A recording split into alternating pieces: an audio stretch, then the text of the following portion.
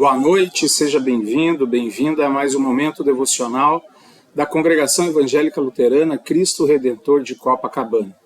Que o Deus Pai, Filho e Espírito Santo abençoe o nosso momento de estudo da sua palavra. Continuamos a nossa série de estudos sobre Gálatas. Hoje, Gálatas capítulo 4. Que Deus abençoe o nosso meditar na sua palavra. Nós somos filhos de Deus em Cristo Jesus. Paulo tinha sua grande preocupação que as pessoas lembrassem que somos aceitos pela fé em Cristo Jesus, que essa mensagem é uma mensagem universal para todos os povos da terra e que o povo de Deus, ele é o conjunto de todas as pessoas que ouvem a voz do bom pastor Jesus e creem nele. Então, todos os povos, raças, de todas as gerações, de todas as tribos virão pessoas louvando a Deus. Esse é o verdadeiro povo de Deus e a nossa conexão com Deus se dá através de Cristo Jesus, a fé que é colocada no nosso coração, que faz com que nós creiamos que Jesus Cristo é o nosso Salvador pessoal. Que Deus nos abençoe no meditar da sua palavra. Convido você, se possível, a abrir a sua Bíblia em Gálatas capítulo 4. Que Deus abençoe o nosso meditar, a nossa leitura comentada de Gálatas 4. Digo, pois, que durante o tempo em que o herdeiro é menor, em nada difere do escravo, posto que ele é senhor de tudo, mas está sob tutores e curadores, até o tempo predeterminado pelo Pai. Assim também nós, quando éramos menores, estávamos servilmente sujeitos aos rudimentos do mundo. Vindo, porém, à plenitude do tempo, Deus enviou o seu Filho, nascido de mulher, nascido sob a lei, para resgatar os que estavam sob a lei, a fim de que recebêssemos a adoção de filhos. Tutores, curadores eram indivíduos normalmente nomeados pelas famílias nobres para cuidar da criança, enquanto ela nessa condição não tinha condições de se cuidar sozinha. Dá então aquele suporte necessário na infância da criança. Esse período de menores era quando nós estávamos debaixo da lei. Como diz, retrata a condição da escravidão a qual tanto judeus como gentios estavam sujeitos antes da vinda de Cristo. Os judeus em relação à lei, os gentios em relação ao seu modo de vida pagão. A lei de Deus era de conhecimento apenas dos judeus. Os outros não conheciam, então eles viviam de uma maneira diferente. E agora Deus nos chama a viver uma nova vida, uma nova realidade em Cristo Jesus, sejamos gentios ou judeus. Ou seja, não vivemos sob o jugo da lei e também não vivemos sob o jugo do mundo. Nosso fardo é leve porque está em Cristo Jesus. Quem está sob o jugo da lei tem um fardo pesado, quem está sob o jugo do mundo, da mesma forma. Não tem esperança, não tem consolo, não tem salvação. Seu fardo é pesado e o condenará à morte. Os judeus estavam debaixo da lei, diz o versículo 5. E agora, veja que muda essa realidade em Cristo. Não há mais uma realidade de escravo, mas uma realidade de filiação. Nós somos da família de Deus, graças a Cristo Jesus. Não é esforço, não é mérito, não é obediência, não é comprando indulgências, mas é um presente dado por Deus na plenitude do tempo. No tempo em que Deus achou adequado, Ele enviou Jesus com essa missão de nos tornar filhos, filhas eleitas de nosso Deus, recebendo a salvação em Cristo Jesus. Portanto, meus irmãos, como diz o versículo 6, porque vós sois filhos, enviou Deus ao nosso coração o Espírito de seu Filho que clama, Abba, Pai. De sorte que já não és escravo, porém filho, e sendo filho, herdeiro de Deus. Veja que transformação na nossa vida, a fé em Cristo Jesus causa. Transforma a nossa relação com Deus. Uma relação que aqui era exemplificada como de um escravo com o seu senhor, e agora ela é transformada em filiação. Somos filhos, herdeiros de Deus, que receberemos gratuitamente a vida eterna, que recebemos já hoje o perdão dos nossos pecados.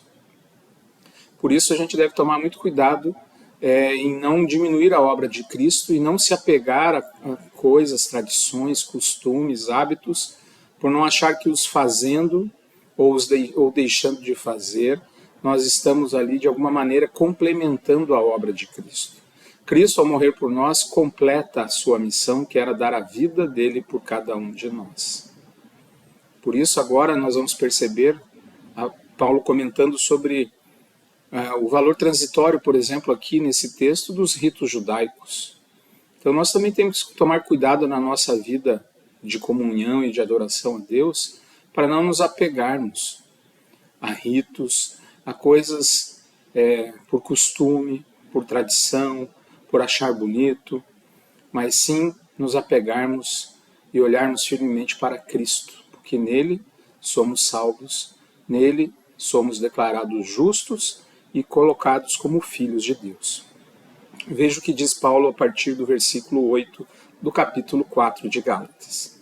Outrora, porém, não conhecendo a Deus, servieis a deuses que por natureza não são, mas agora que conheceis a Deus, ou antes sendo conhecidos por Deus, como estáis voltando outra vez aos rudimentos fracos e pobres, aos quais de novo quereis ainda escravizar-vos? Guardais dias e meses, e tempos e anos. Receio de vós, tenha eu trabalhado em vão convosco.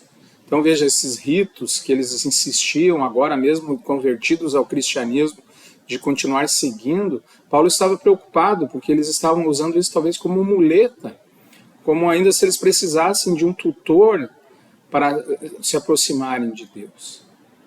Não. Cristo já pavimentou, Cristo já construiu a ponte que nos conecta a Deus. Outras coisas não têm importância e valor. Continua o texto. Sede qual eu sou, pois também eu sou como vós. Irmãos, assim vos suplico. Em nada me ofendestes, em vós sabeis que vos preguei o Evangelho a primeira vez por causa de uma enfermidade física. E posto que a minha enfermidade na carne vos foi uma tentação, contudo não me revelastes desprezo nem desgosto. Antes me recebestes como anjo de Deus, como o próprio Cristo, que é feito, pois, da vossa exultação. Pois vos dou testemunho de que, se possível fora, terias arrancado os próprios olhos para vos dar. Olha o que ele diz aqui. Os Gálatas tinham se considerado extremamente afortunados por causa das bênçãos que Paulo tinha enviado e dado a eles, e agora estavam se desviando. Parecia um fogo de palha aquela fé que eles haviam demonstrado e a recepção que eles tinham dado como testemunho à pregação de Paulo. Paulo está espantado com a rapidez em que aqueles cristãos se afastam da verdade redentora de que em Cristo somos filhos e filhas de Deus. Como é a sua fé? Qual é a profundidade da sua fé? As suas convicções, elas estão bem enraizadas em Cristo? Ou qualquer um te deixa em dúvida, ou qualquer questionamento já bagunça a sua cabeça? A verdade mais importante de todas, essa é fundamental para a sua vida espiritual. Você crê que Jesus Cristo, ao morrer na cruz, perdoou 100% dos seus pecados?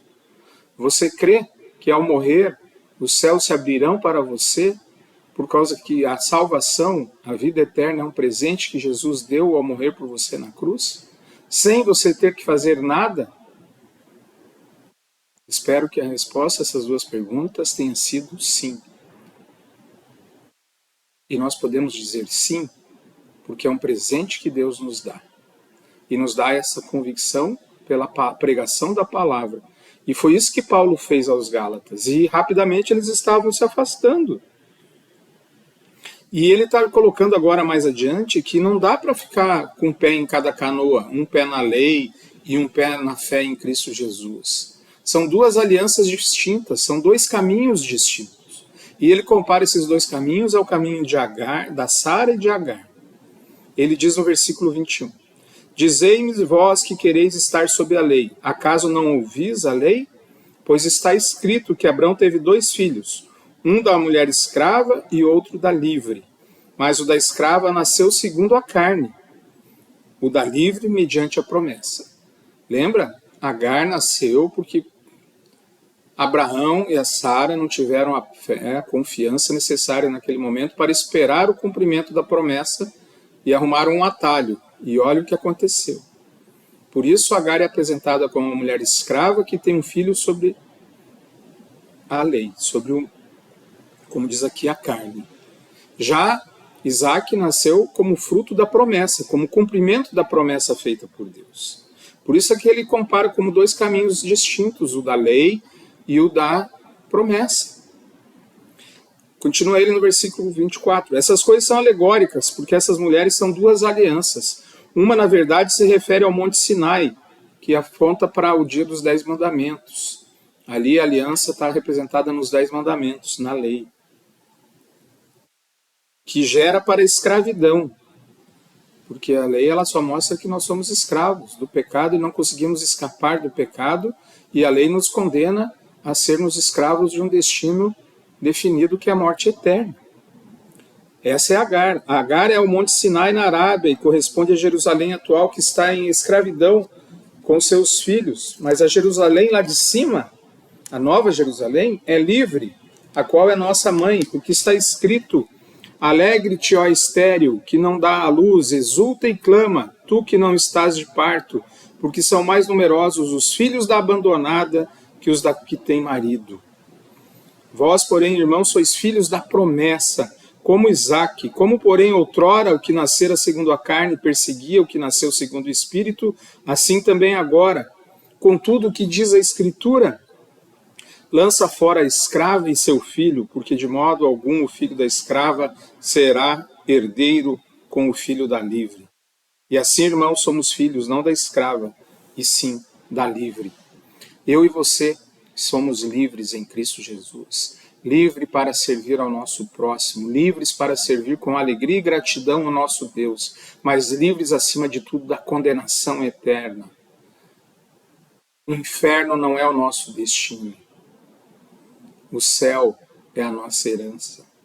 Herança prometida, herança comprada, adquirida pelo sangue precioso de Cristo Jesus.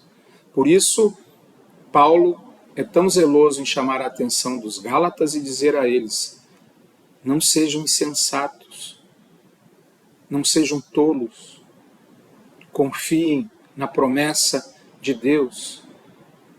Esse é o recado, esse é o ensino para mim e para você ao estudar nos Gálatas hoje.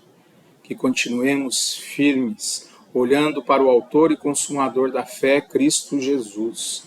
Nele somos salvos. Nele somos filhos e filhas de Deus, herdeiros da promessa. Amém. Vamos orar? Querido e bom Deus, graças te damos por nos receber, nos perdoar, nos receber como filhos e filhas amados. Muito obrigado, Senhor. Fortalece a nossa fé para que nada nos afaste da mensagem da cruz e da promessa. Que continuemos firmados em Cristo Jesus, confiando exclusivamente na obra de Cristo em nosso favor. Obrigado pelo dom da fé. Obrigado por nos acolher. Obrigado por nos fortalecer em Cristo Jesus. Amém. Receba a bênção do Senhor. Que o Senhor te abençoe e te guarde. Que o Senhor faça resplandecer o seu rosto sobre você e tenha misericórdia de você. Que o Senhor sobre você levante o seu rosto e te dê a paz. Amém. Muito obrigado pela sua participação, pela sua reflexão no nosso estudo. Desejamos a você um abençoado final de semana, convidando você a estar conosco nos cultos presencialmente ou pelas nossas redes sociais, todo domingo, 10h30. Também às quartas-feiras nós temos o nosso estudo bíblico às 19h30 na nossa igreja aqui em Copacabana, e também nas nossas redes sociais. Nós desejamos a todos vocês uma abençoada noite. Um forte abraço, até o nosso próximo encontro.